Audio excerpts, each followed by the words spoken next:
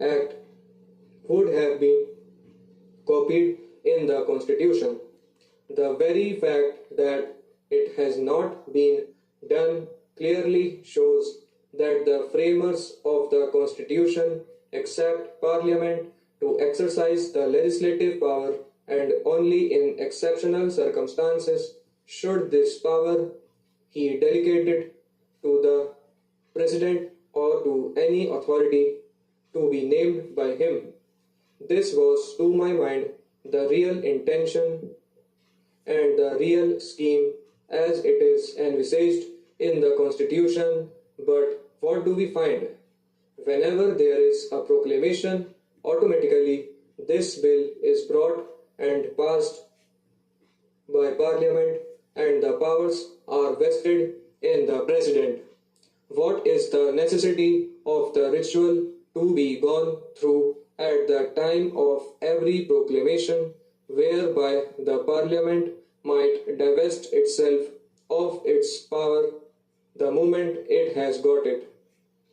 There seems to be no sense in this type of ritual to be gone through after every proclamation. It has been stated that this becomes necessary because of the fact that Parliament might not have sufficient time to consider the various bills, and therefore it is desirable that this power should be vested in the President. Again, I ask the same question: were not the framers of the Constitution aware of the fact that there was the function which Parliament had to perform regarding the central government, and that Parliament might not find time to look into the legislative matters of the territories, the executive power and the legislative power for which have been taken away by the centre?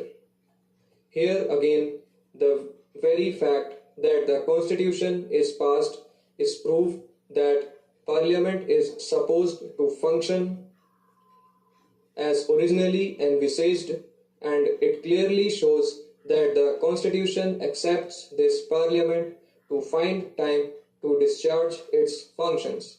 I am not at all satisfied that there would not be sufficient time for this Parliament to into the various problems that are connected with the exercise of the legislative powers which were originally in the legislature and which were, because of the proclamation, vested in Parliament. We have been told that there are certain bills which are to be gone through, and that this House adjourned earlier and the two houses might not be in session simultaneously, and therefore these difficulties might arise. May I ask the Honorable Minister, does not the same argument also apply to the legislative business as far as the centre is concerned? The centre has to go through a large number of legislative measures.